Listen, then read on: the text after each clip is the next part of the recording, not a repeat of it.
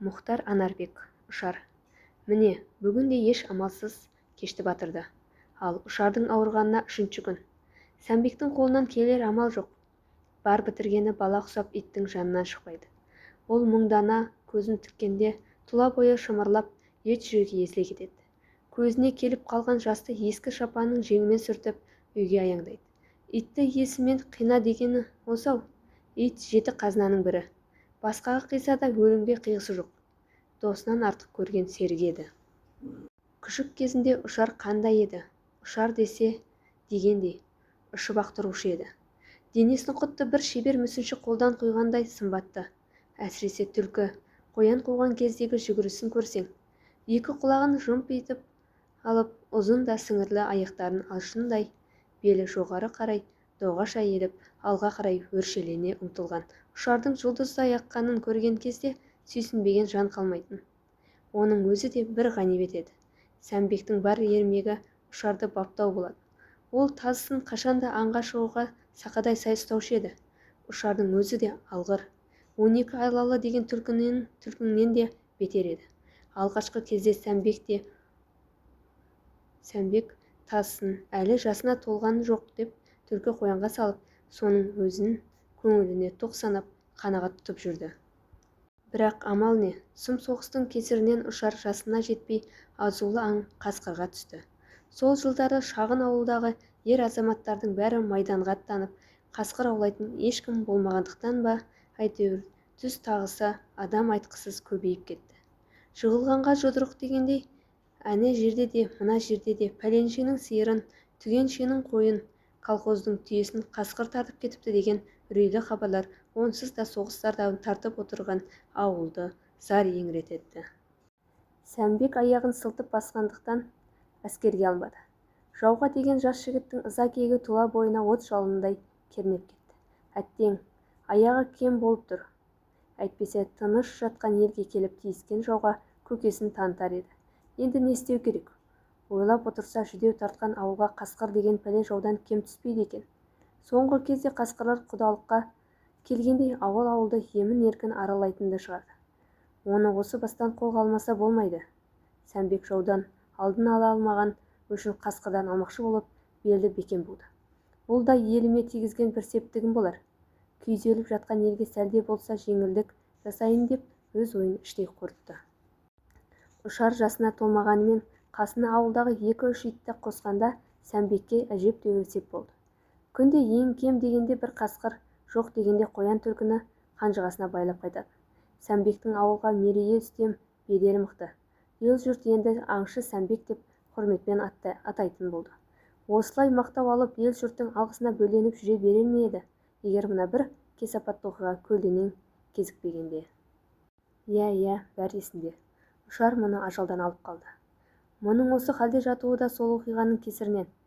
Күндегідей ерте тұрған Сәмбек жирен қасқа атын ерттеп мінді де Ұшарды және оның қасындағы иттерді ертіп аңға шықты. Ауылдан ұзай бере мен мұндалап тұрған Қостұраның бір шатқалын бетке ұстады. Ол шатқалды соңғы кезде қасқырлар өздерінің ойнағы етіп алыпты. Өткенде арлан қасқыр бұлардың алдын орап кері қарай қашқаны бар. Сөйтсе бөлтіріктерін ерткен қаншық шатқалға түсіп барады екен. Бірақ шаршап келе жатқан Сәмбек оларды қуған жоқты. Жай әйшейін қасқырлардың бұл айласын көңіліне тоқып қалған еді. Міне, бүгінгі аңшылықты Қостұра бағытына бағыттауы осы себептен болады. Сәмбек әне-міне дегенше терең, табаны жазық, қалың жынысты шатқалға келіп түсті. Ауылдағылар бұл шатқалда кемпір өлген дейді. Шатқалдың атынан қорқама, әйтеуір ауыл адамдары бұл шатқалмен жүре бермейді. Айналып кетеді. Адам жүрмегендіктен бұлар шатқалы шыны орман тәрізді.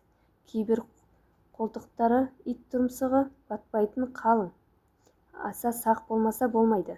Негізі бұл таудың айналасы осылай дөңгелене шатқал-шатқал терең сай болып келеді де тік көтеріліп кетеді. Сол шатқал жоталарының тоғысқан жерінде үлкендігі нар түйенің бойындай көкшіл тас бар. Бұл тасты ел сәлделі тас деп атайды. Әулие көреді. Өзі қисық тас, күншығысқа қарай жантайып қалған. Бұл басқа шоқыларға қарағанда едәуір еңселі, әрі ауылға жақындау. бұның ұшар төбесіне шығар болсаң, айналадағының бәрі алақанға салғандай самсап көрінеді. Есігінің алдында төбе болса, ерттеулі тұрған атпен тең дегендей, осы төңіректегі ауыл адамдары жоғын атпен іздеп сабылмай, осы сәлделі тастың төбесіне шығып, көз жетер жердегінің бәрін әп-сәтте шолып алады. Міне бұл тастың ауыл адамдары үшін осындай пайдасы бар. Ал Сәмбектің қазіргі ойы осы тастың төбесіне шығып, шатқалдағы қасқырларды аңдау. Астындағы аттың басын жалғыз аяқ жолға бұра берген сол еді. Оң қапталда ағаш арасынан кетіп бара жатқан иттер тобы әлденеден үріккендей кілт тоқтай қалды. Томар ағашқа қарап барлығы жарыса үре жөнелді. Сәмбек не болды деп ойлап үлгермегенше болмады. Томардың төбінен үлкен қарақабан қорс етіп шыға келді де иттерге қарай тап берді. Жаңа ғана батырсынып тұрған иттер лезде тым-тырқия қаша жөнелді. Сәмбек қабанды көре сала иығындағы мылтығын ала бергенше болмады, астындағы аты үркіп кетіп, тізеден келетін күртік қарға жалп ете түсті. Қорсылдап иттерді қуып жүрген қарақабан артта келе жатқан Сәмбекті алғашқыда байқамаған екен. Енді кілт бұрылып бұған қарай ұмтылды. Сәмбек сасқанынан өлген жерім осы-ау деп жарық дүниемен іштей қоштасты да қарға ет бетінен түсіп жата кетті. Енді не істемек керек? Қашайын десе тізеден келетін омбы қар сенгені мылтық болса, ол бағана құлаған кезде қай жерге түсіп қалғанын өзі де білмейді. Қап, әттеген-ай, нем бар еді бұл жақта? Сорайдап келген басым-ай, деп өкіне бастады. Нет, арс ете түскен иттің даусы естілді. Сәмбектің арт жағы әп-сәтте тасыр-тұсыр болды да кетті.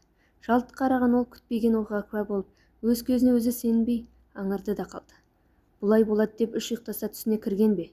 Тіпті ұшардың бар жоғында ойламапты-ау. Сәмбектің таңданған оқиғасы былай болды. Қара қабан оған қарай шауып бара жатқан кезде ағаш тасасында тұрған ұшар арыстанша атылып барып, оның бүйірін өткір тісімен іліп кеп жіберді. Қорс етіп кері бұрылған кезде әккі тазы аңғал шошқаны түлкі бұланға салып иесінен әрі ұзата берді. Осы сәтті пайдаланып Сәмбек жандалбасамен үлкен ағашқа жармасты. Қара қабанды олай бір екі жағына алма-кезек бұлтартқан ұшар әжептәуір ұзап қалыпты. Кенет бойын тазға деген аяныш сезімі билеп кетті. Сол екен, өзінің мына ісінен ұялғаны сонша кірерге жер таппай қысылды. Ағаштан сырғып түсіп, қалың қарды аяғымен тепкілеп мылтығын іздей бастады. Жан қысылғанда іздеген нәрсе табыла ма? Бұлай іздегенмен мылтығын таба алмасына көзі жеткен ол, екі қолын омбы қарға аямай тықты. Абырой болғанда мылтығын тауып алды. Дәл осы кезде қаңқ ете қалған иттің даусы шықты. Жалт қараған Сәмбек өзінен едәуір қашықта қыңсылай сұлап жатқан ұшарды көрді.